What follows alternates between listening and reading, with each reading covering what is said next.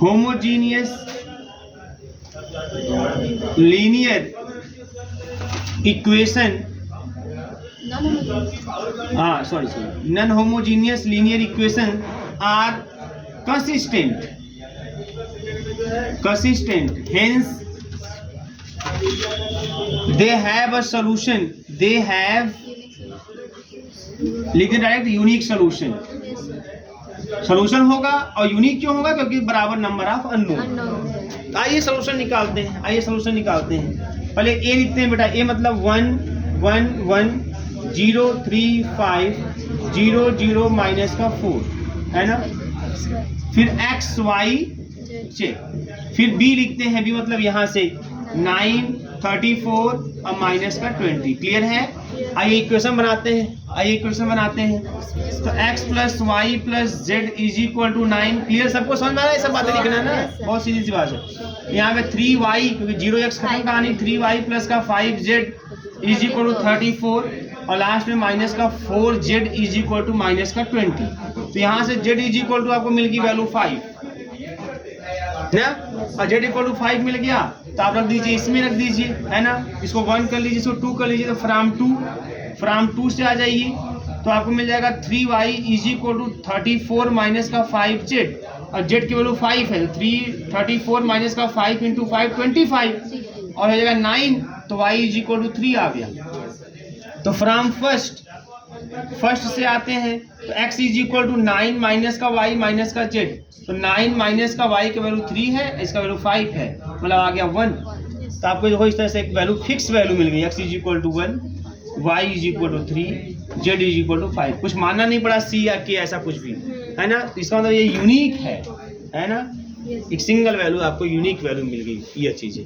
तो जब भी ऐसा बराबर आएगा आपको यूनिक सोल्यूशन मिलता हुआ दिखाएगा, साफ आपको z की वैल्यू आएगी, y की वैल्यू आएगी, x की वैल्यू आएगी, कुछ मानने की जरूरत नहीं है और इजीली सॉल्व हो गया। ये ऐसे सॉल्व करते हालत खराब होता है, लेकिन ऐसे देखिए कितनी इजीली सॉल्व। अगर आपको रैंक का थोड़ा सा भी कॉन्सेप्ट है ना, मैट्रिक्स का थोड़ा सा भी कॉन्सेप्ट है तो बहुत ही ईजिली आप सॉल्व कर सकते हैं, कोई समस्या नहीं होगी। तो इस तरीके से आपका x इज इक्वल टू 1 और y is equal to 3, z is equal to कितना आ गया, z इक्वल टू 5। ध्यान लगाइए, देखिए क्वेश्चन लिखिए तो investigate for what values of lambda comma mu, है ना। ऐसे क्वेश्चन अब कॉम्पिटिटिव एग्जाम में भी आते हैं। Investigate for what values of lambda comma mu, for what values of lambda comma mu the simultaneous equations, the simultaneous मतलब जो एक साथ, साइमल्टेनियस मतलब होता है एक साथ, the simultaneous equations x plus y plus z is equal to 6, x plus 2y plus 3z is equal to 10 और x plus 2y plus lambda z is equal to mu, ये इस तरीके से have number first no solution, number second a unique solution, और number third an infinite number of solution,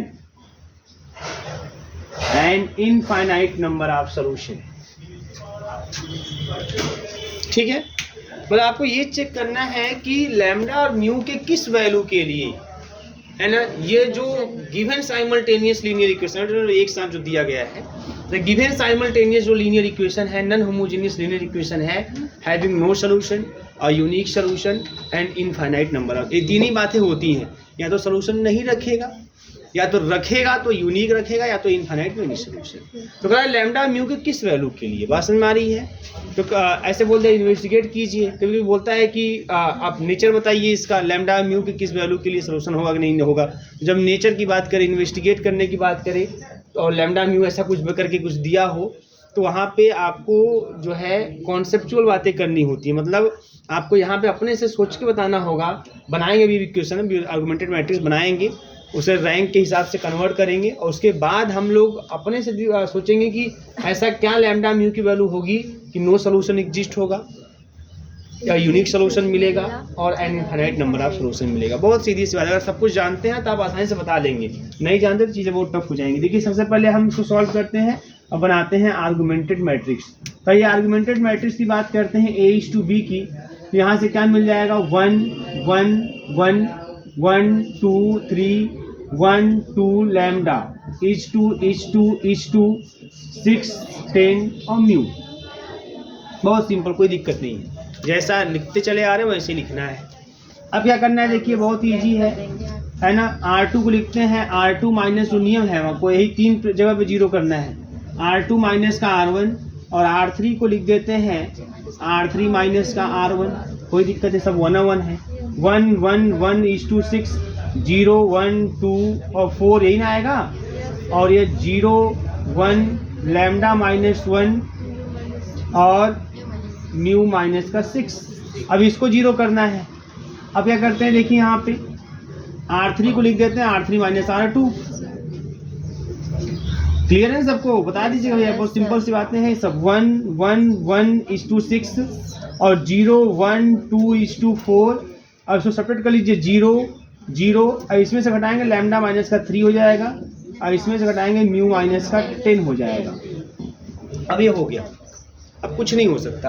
अब इसको zero आप नहीं कर सकते, नहीं इसको जीरो कर सकते हो, अब बिना इनको डिस्टर्ब किए आप नहीं कुछ कर सकते। अब दिमाग लगाना है आपको, है ना, कि नो सोल्यूशन कब मिलेगा। ठीक है, नो सोल्यूशन कब मिलेगा बताइए। अगर मान लीजिए पहला केस फर्स्ट, तो ध्यान दीजिएगा, अगर लैम्डा की वैल्यू जो है, लैम्डा की वैल्यू है ना कितनी हो जाए, 3 हो जाए। अगर लैम्डा की वैल्यू 3 हो जाएगी है ना, तो ये हो जाएगा 0, लेकिन म्यू की वैल्यू 10 ना हो, है ना। If lambda is equal to 3 and mu is not equal to 10 ना हो और कुछ भी हो, तो बताओ ऐसे केस में क्या होगा। जब लैम्डा इक्वल टू 3 हो जाएगा, म्यू की वैल्यू 10 के अलावा कुछ भी होगी, तो ऐसे केस में यहाँ पे 0 नहीं मिलेगा, लेकिन यहाँ पे 0 मिल जाएगा। जब यहाँ पे 0 मिल जाएगा तो मैट्रिक्स A का रैंक हो जाएगा 2 और मैट्रिक्स A:B का रैंक हो जाएगा 3। बस में इन this case rank of A आपको मिल जाएगा 2 एंड रैंक ऑफ A:B आपको मिल जाएगा 3, अगर एक कंडीशन रहेगा तो, है ना। That is rank of A:B is not equal rank of A, hence the given equation have no solution। inconsistent हो गया, given equation are inconsistent, लिख देते हैं are inconsistent and have no solution। बात समझ में आ रही है, नो सोल्यूशन केस मिल गया हमें। ये आपको इन्वेस्टिगेट करना है कि लैम्डा म्यू की किस वैल्यू के लिए ऐसी बातें होंगी। तो लैम्डा इक्वल टू 3 हो जाएगा, म्यू की वैल्यू कुछ रख दिए 10 के अलावा, है ना, आपको मिल जाएगा नो सोल्यूशन वाला केस। बात समझ में आ रही है। केस सेकंड की बात करते हैं, हमको चाहिए यूनिक सोल्यूशन। अच्छा बताओ यूनिक सोल्यूशन कब मिलेगा। यूनिक सोल्यूशन तब मिलेगा जब दोनों का रैंक बराबर हो जाएंगे और नंबर ऑफ अननोन की, मतलब रैंक 3 आना चाहिए, है ना। तो बताओ ऐसे केस में क्या होगा, अगर lambda is not equal to 10 हो जाए, नॉट इक्वल टू 3 हो जाए, अब म्यू कुछ हो जाए, म्यू कुछ भी हो जाए, चाहे म्यू 10 हो चाहे 10 ना हो, कोई फर्क नहीं पड़ेगा। बताइए अगर A नॉट इक्वल 0 हो जाएगा, अगर ये 0 है तो क्या फर्क पड़ने वाला है। अगर ये 0 भी हो जाएगा, ये नॉट इक्वल 0 है, तब भी A का रैंक 3 होगा, पूरे का भी रैंक 3 होगा। समझ में आ रही है ना। तो whatever be the value of mu, मतलब म्यू की चाहे कोई भी वैल्यू हो, है ना, but lambda is not equal to 3, lambda not equal to 3 होना चाहिए। बात समझ में आ रही है? Yes, sir. तो लैम्डा नॉट इक्वल टू 3 है, म्यू वैल्यू कुछ भी हो, नॉट इक्वल टू 10 हो, इक्वल टू 10 हो, कोई फर्क नहीं पड़ता है। बस ये चीज होना चाहिए। अगर ये चीज रहेगा तो कंफर्म है कि ए का भी रैंक 3 आएगा और A/B का भी रैंक 3 आएगा। बात समझ में आ रही है ना? If lambda is not equal to 3 and whatever be the value of mu, कुछ भी वैल्यू हो म्यू का, चाहे 10 हो चाहे 10 ना हो, कोई फर्क नहीं पड़ता। इन दिस केस अगर ऐसा है तो इस केस में आपको ए का भी रैंक मिलेगा 3 और आर्गुमेंटेड मैट्रिक्स A/B का भी रैंक मिलेगा 3 और यही बराबर हो जाएगा नंबर ऑफ अननोन की। Hence given simultaneous non homogeneous, कुछ भी ऐसा नाम लिख सकते, कोई दिक्कत नहीं। साइमल्टेनियस, ऐसा नहीं कि मैं यहाँ नहीं लिखा हूँ तो यहाँ लिख दिया, ऐसी कोई बात नहीं, कुछ भी मन में लिख दीजिए, कोई दिक्कत नहीं। The given simultaneous non homogeneous linear equation are consistent and have unique solution. Clear है ना? Yes, sir. ये देखो ऐसे इन्वेस्टिगेट करना है।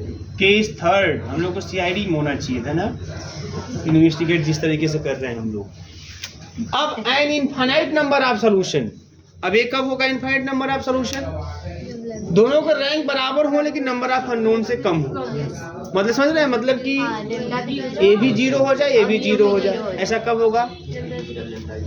हाँ, if lambda is equal to 3 and mu is equal to भी 3 हो जाए, अरे sorry 10 and mu equal to 10 हो जाए, लैम्डा इक्वल टू 3 हो जाए, है ना? तो इस केस में क्या होगा? इन दिस केस, क्लियर है ना?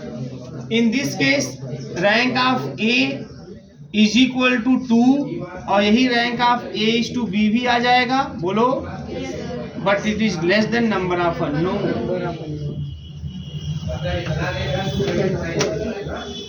नंबर ऑफ अननोन, है ना? तो हेंस गिवन, स्टार्ट में दे रहा हूं, given equation, linear equation, given equation are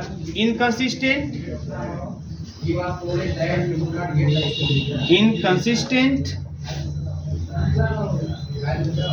and having infinite many solutions। तो यही आपको बताना था कि लैम्डा और म्यू के किस वैल्यू के लिए given simultaneous non homogeneous linear equation have no solution, have unique solution, have an infinite number of solutions। सब जान गए आप किस वैल्यू के लिए सब बातें होंगी। तो ऐसे भी क्वेश्चन आपके सामने आ जाएंगे, आप लोग बहुत तेज हैं, आसानी से कर लेंगे। ये तो test the consistency of the following equations, test the consistency of the following equations and solve it if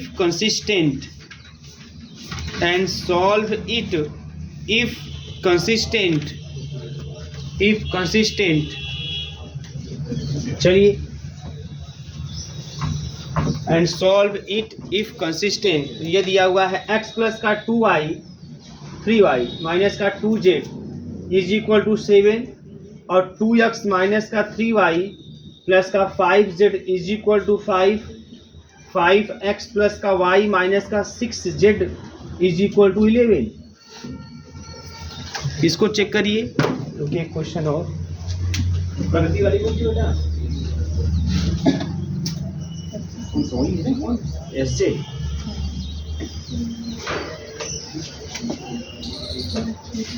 और एक क्वेश्चन और लिख लीजिए, इसको साथ लगाइए। फॉर व्हाट वैल्यू ऑफ, या find the value of lambda.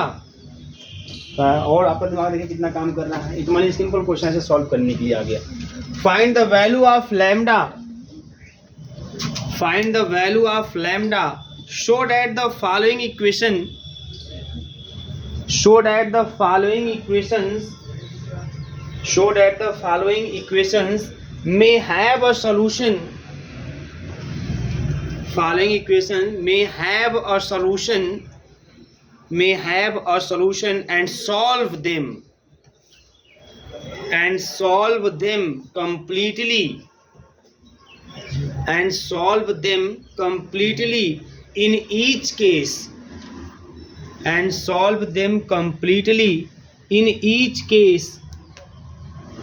them completely, in each case, तो यह देखिए x plus y plus z is equal to 1, x plus का 2y प्लस का 4z is equal to lambda, x plus का 4y plus का 10z is equal to lambda square.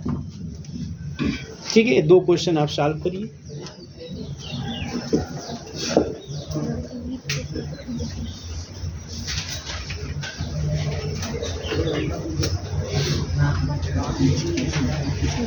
ठीक है, करिए और बात